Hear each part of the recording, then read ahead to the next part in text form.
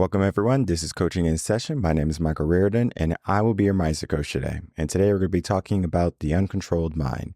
If we look at the mind for a moment, and we can look at moments when the mind is uncontrolled, when we are more emotional, when we are not in control of our thoughts, or if we let our actions get the better of us, what tends to be the outcome? Typically, we might feel, some type of bad regret. Maybe we could be a bit more negative because the mind that we are supposed to be in control of, we are not. But that's not the only problem with an uncontrolled mind. If we don't learn how to harness that mind, our life and our path that we kind of go on is going to start to lead us astray away from our potential, away from the places that we can attain or the goals that we can reach. There are many aspects that the mindset needs to have in place in order for it to rise to the challenge per se. It's not easy though, because it's easy to get caught up, especially in our world today. We can have the news outlets, we can have friends and family telling us what to do. And if enough people tell you how to feel, sometimes it would behoove you to pay attention, but sometimes that paying attention is not about what you truly want. It's about appeasing someone else. So today we're going to be talking about what happens to our mind and all of the shackles that are given to us, whether it be from ourselves or from others. We have to look at what would happen if we learn to unlock the shackles that our mind has today. All right, everyone, if you're new to the podcast, new to the channel, make sure to like, comment, and subscribe and share the video and or audio to help build a community of individuals who want to learn how to get out of their controlled mindset from others and give that control back to themselves. Because we want to understand that when it comes to mindset, there are going to be different avenues that we can go down. What I will say is we can go back when we had the most problems with the mindset. I mean, we still have problems today, people. But we can look back at the biggest recent issue that's going to be compounded as the years go on. I can see it every single day, where we had the pandemic. Huge traumas is a big deal. And I start off this article explaining the differences with that. Not so much of talking about the pandemic, but more so on the ideology of what was happening. Think of the moments during the pandemic when someone called you a hero and when they called you someone who was not doing the right thing, maybe a villain. And this was like the whole idea of mask wearing and then the mandates. We had to pick a choice. And if we understand the hero's journey, we all want to be the hero, right? Like we all want to save the day. We want to be good, right? That's our moral compass. As a human, you just want to do good. You want to be uplifting to some degree. But then you have the individuals that, if we look at it in the lens of the pandemic, were the villains, people who didn't want to follow the status quo. They didn't want to do what they were told. So we labeled them as bad people. However, just because they have their own thoughts and their own ideals, if we flip the script, the people who had a controlled mindset, those people were the villains, and the people who had an uncontrolled mindset were the heroes. And I know this might be a hard thing to grasp, but if someone tells you to do something and you blindly just follow, like you just like, yep, this makes sense and I'm just going to do it. Okay.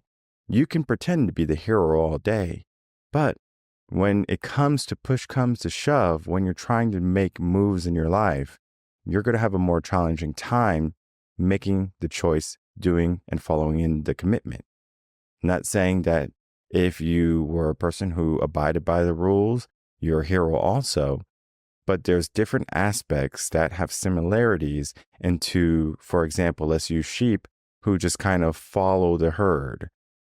We have to learn how to be independent. And the reason I say that is because you, yes, you, have something that no one else has. No one else has it, okay? I don't know if I have to tell you a lot more times than that. You have something that only you can do in the world. Now, there are things that you can do that other people can do, yes. But the unique way, which is you, how you were born, how you grew up, and other people would have, the same situations, but your perspective, everything, right? The different avenues, the flow of you is going to be special.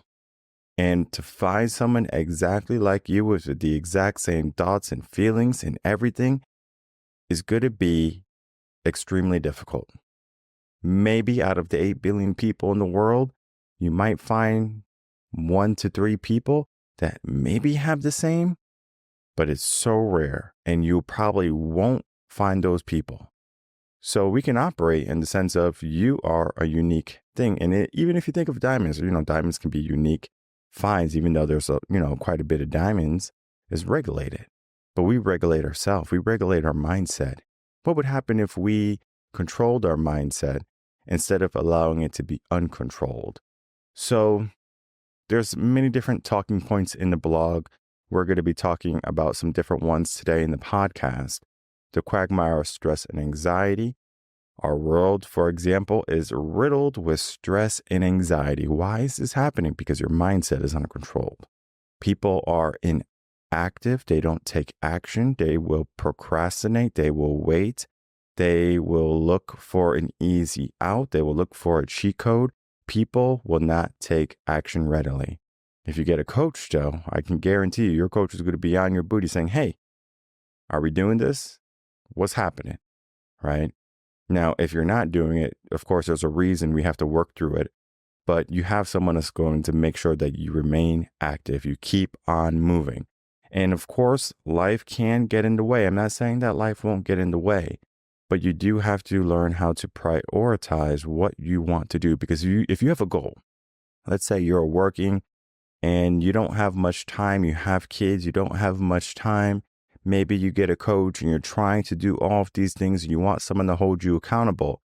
Guess what? You don't have to be held accountable if you don't want to be held accountable. Yes, you can, give money and, put some skin in the game and time and investment, but you might not be truly ready for change. Some people need trauma for change. For the people who have a healthy mindset, they should try to make change when they are in their best states of mind. We need to adjust. And if we can't adjust, how can we get out of that illusion of we have the time, we'll do it later? And so this goes into the aspect of the illusion of control. We think we're in control.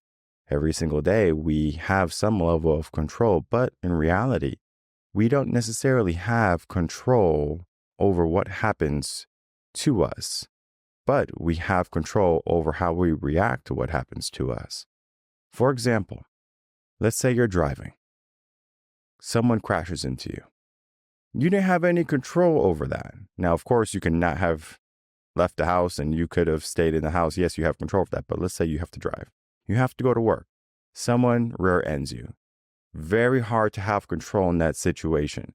Of course, there's going to be certain situations. The cops are chasing a bad guy or something, and then the cops are, and then all of a sudden, you see the guy, you pull off, you are going to prevent an accident. There are going to be cases like that too. But sometimes when a car accident happens, it just happens all of a sudden. You weren't even aware that it was going to happen. It just, boom, it just happened. Out of our control. What do we do about it, right? Do we get angry? Do we yell? How do we adjust? And then the aspect of mastering the mind, we're going to be talking about that just right now. And I break everything down in the blog. But today I'm going to be breaking it down for you in a special edition, in a special way. That special way is literally just helping you understand what mindset is again. When I started the podcast, I talked about the different aspects of mindset, how mindset can help you, what you need to do in order to begin to change your life.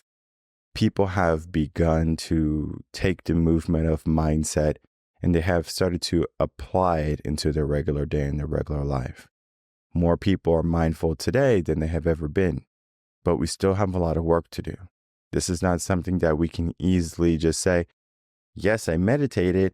Yes, I controlled my mindset today. Yes, I went to the gym. Yes, I did something good. And all of a sudden, your life is put back together because it might have been shattered before. We don't necessarily know how controlled we are until we start to look at what we are lacking, what we are missing. Now, as people, we are complete people. The issue comes when we are trying to do something that goes against our natural tendencies. If you want to be a strong individual, let's say you want to be a bodybuilder, you have to go to the gym, you have to work out hard, but it's not going to be, easy, be said for you to say, well, I'm just going to sit in the sofa and I'm going to take it easy. But if you decided that I'm going to take action for something better in my life, how much effort do you have to give yourself and still in your day? More than what you're willing, maybe? Because it's easy just to, follow life and stay on the canoe and not paddle and just kind of go where life takes you. Sometimes those moments can be bliss, but sometimes we have to give ourselves a bit of intention. So what is intention when it comes to control? Because if we think about the uncontrolled mind, that's the type of mind that is going to be overly emotional. Not saying that being overly emotional is a bad thing, but if you cannot control your emotions, it's not going to be a good thing. Jordan Peterson says that a man that cannot control his mind and emotions is dangerous. Why would a man that can control his mind and emotions be considered dangerous? And the reason being is that an uncontrolled mind is not safe. It's almost like operating in unsafe mode, where it could just blow up all of a sudden. And we don't want that. We want our mind to be in control. We want to know what's happening. We want to have some semblance that we know what we're going to be getting into every single day. Some days are going to be a mystery. Cool, that's life. It's a journey. But we do have to give ourselves the intention. It's almost like waiting for a good moment in your life, luck, something to happen good. Why not be that good today? If you can learn how to be that good, imagine what can happen. If you don't, what happens? We become people who now are going to be focused on all of the problems rather than all of the possibilities. I'm going to worry about this problem. I'm going to worry about this. My mindset is not controlled. I'm not focused on the good of what can happen right now. I'm focusing on all of the little things that are going to stop me, that are going to paralyze me. I'm going to be more stressed. I'm going to be more anxious. And of course, if you're going to be those two, happiness is going to be hard to reside in that state of being because you're worried about everything else. You're not paying attention. This is what's happening in life. People do not pay attention to the cause and the effect of what's happening in their day. They think that if I just do what I'm told, eventually, guess what? Things will come my way. But you're not controlling your mind. You're allowing your thoughts of this grandiose life with no action to take over. Or you're allowing these thoughts of inaction and, just waiting the aspect of time that things will eventually come and go your way. There is a possibility that can happen. I'm not saying that it's impossible, but what I will say is, why not take responsibility into your life? You should be responsible of your life. You should have control. Yet many people, they have this illusion of control. They think they're in control. They do exactly what they are told, what they need to do. They go to school, they get an education, they go to college, they come out, they work a 9 to 5, they get 2 weeks off, they work until they're 65, and they thought that they did everything right, everything that they were told, but they were led astray. It's because they haven't done the work to control what their outcome would be. They just followed through with the systematic, I guess you can say, societal aspect of how a person should live their life. But in a sense, there's truly no way for you to live life. There's no right or wrong way for you to live life. For example, let's say I'm an avid traveler. I'm going to travel the world. If I travel the world every single day, am I living life right? Because I'm not stuck in a cubicle at an office. I'm not doing what other people are doing. I must be doing something wrong, right? Because I'm an avid traveler. Let's give another example. Let's say I want to work with, camps, do missionaries and things like that, maybe spread religion, work with people who are in need of help. It's a very fulfilling thing. But again, it goes against my 9 to 5 aspect of what I need to do. I didn't get a college education. Guess what? Am I doing the right thing? As you can see, a person who chooses to live their life a certain way is not right or wrong. I can't just say the way you are living your life is wrong. It's not. You're living your life the way you want. The issue comes if you want a different life. Because the people who are hermits, who are stuck, who are recluse, who are maybe introverts to a certain level, and they're ambitious. The ambition is the key.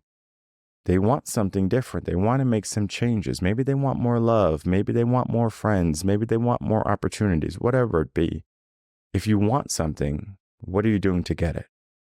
And if you have a mind that is not controlled, it's going to be more challenging to get it because you're just allowing it to do all of these crazy things. We allow ourselves to be our greatest obstacle. How can we start to get our mind back in control? Well, I wish I can say it was as easy as mindset coaching. Mindset coaching is going to be a great way to get your mind back on track. We can look at the different nuances of the tools that I use with my clients, journaling, some type of meditation, creating awareness when it comes to your daily activities, understanding your schedule. That can be the foundation for you to control your mind and understand what's happening. And then the aspect that we always have to be looking at it almost at every moment, your thoughts, your feelings, and your actions. And you have to give yourself this idea of, are you in control of that? So your thoughts, the way you think, are you thinking in a positive fashion? Typically, that's what we want our mind to be.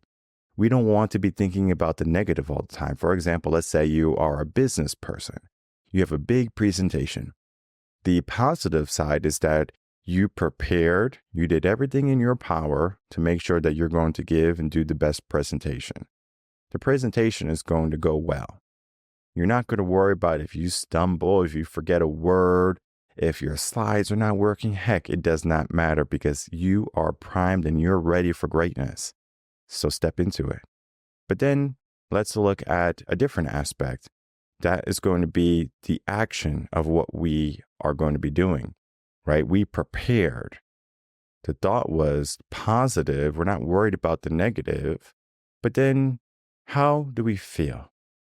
Do we feel confident? Do we feel ready after it's done? Do we feel like we have this regret because we didn't prepare enough? I mean, there are many different aspects that we can be feeling. Are you in control of them? Because you were in control when you could prepare. And if you feel regret, that's going to be something that you were not in control of because you have to take action right now. It is imperative that we control our mind. Because if we don't control our mind, we might be influenced by other people's thoughts, feelings, and actions. Like politicians, during an election year, if they say something that riles us up, it could be anger, it could be happiness and joy, right? Oh, yes, I believe that. Yeah, let's go together. We have this path, we're doing the right thing. But then sometimes, it might not be exactly what we want to hear. So it creates this anger and this animosity. Heck, if someone came to my face and says, Michael, I don't like you. And I'll say, okay, whoa. All right, you got to take me out first to figure that out. Am I going to allow that to hurt me all day? I understand that, bullying and in negative words can have a stain. Think of it as like if you have like a t-shirt on and someone spills wine on it, you wash it, you try to clean it, or you're trying to be positive. There's a possibility that even after you're done cleaning it, it's still going to be a stain there, still going to be some red there. Now, if it's a white wine, a Chardonnay perhaps, you might not be able to see it. But let's say it's red. So that means it's going to be visible and we're going to be paying attention to it. We're going to be giving our mind and our attention to something that is not going to uplift us, that's not going to be positive. And sometimes I work with individuals who get a lot of hate, just from their job, their profession. And I find it interesting how they're able to jump back so quickly, because the typical person is going to be stuck in that for a very long time. They need like a month or two just to get over it, versus other people who are like, yeah, it is what it is. Let me keep on moving. They are so much more productive. Like, this is the top 1% now, because they are trucking. They don't care about the failures, right? The failure happens. They get a success. Cool. Feels good. Let's keep on going. They don't get complacent. They understand that they are in control of what they do, how they're thinking. It might not be easy. No one said it was easy, but they gave themselves that dedication. So in closing, The Invisible Shackles, The Pitfalls of an Uncontrolled Mindset is going to be a wonderful read. I encourage everyone to check it out.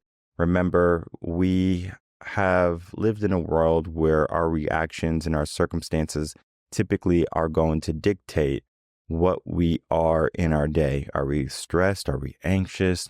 Are we ambitious? I mean, there's so many different things that can go on. The better your mindset is, the better your life will be. So you have to figure out what type of mindset you need. And you have to understand something.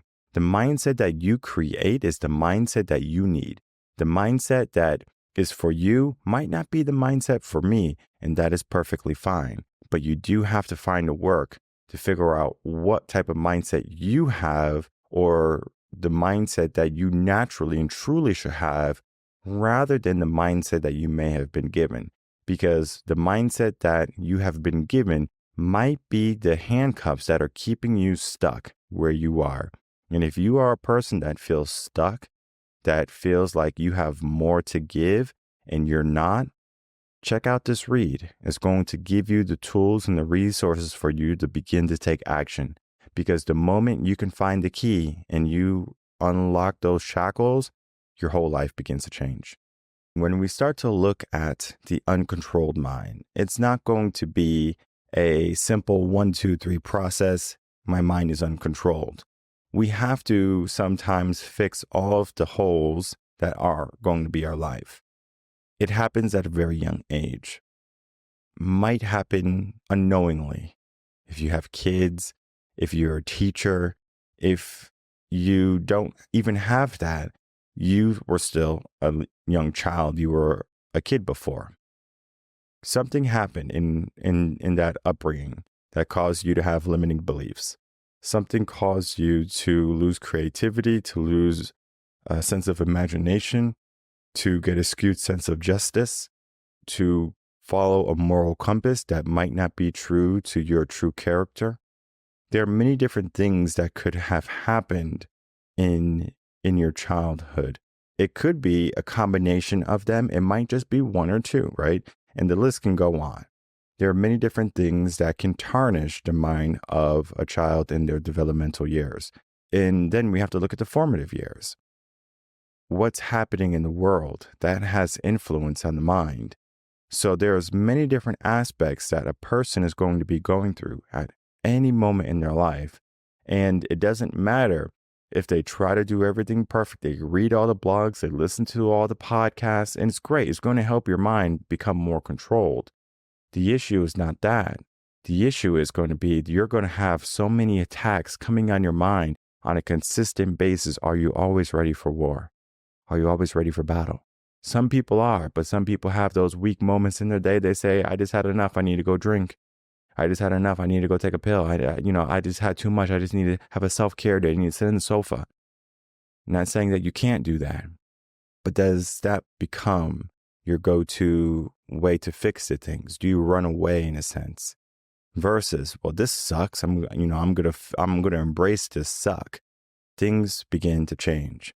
Things start to feel better. It's not an easy aspect all the time, but it is an aspect that we should be paying attention to. And the moment you begin to pay attention to that more is the moment that your mind is going to start to get in line with what you want to accomplish. If you need more energy, it's going to make sure it happens. If you need more courage, it's going to make sure it happens. If you just need more exuberance and charisma, it's going to make sure it happens. It's just not something that you wake up and you wish and you desire for it and it happens. I'm not saying that the law of attraction is all nil, but you do have to figure out what you can do each and every day. And of course, if you need some help with that, reach out to us here at Reverend Concepts. We'll be more than happy to help you on that journey. We have helped countless people already with their mindset journey in all aspects of fulfillment. You can have, just general life problems, career problems, relationship problems, whatever it be. It all stems to mindset. The root cause of where you're stuck is mindset. So learn how to control your mind, learn how to control your life, and get to the aspects of life that you're vying for. You don't have to wait all the time. Sometimes you just have to take action. My name is Michael Rearden. I'm a mindset coach. If you have any questions, email me coachinginsession@gmail.com. And I'll see everyone on the next episode of Coaching in Session. Until then, everyone take care.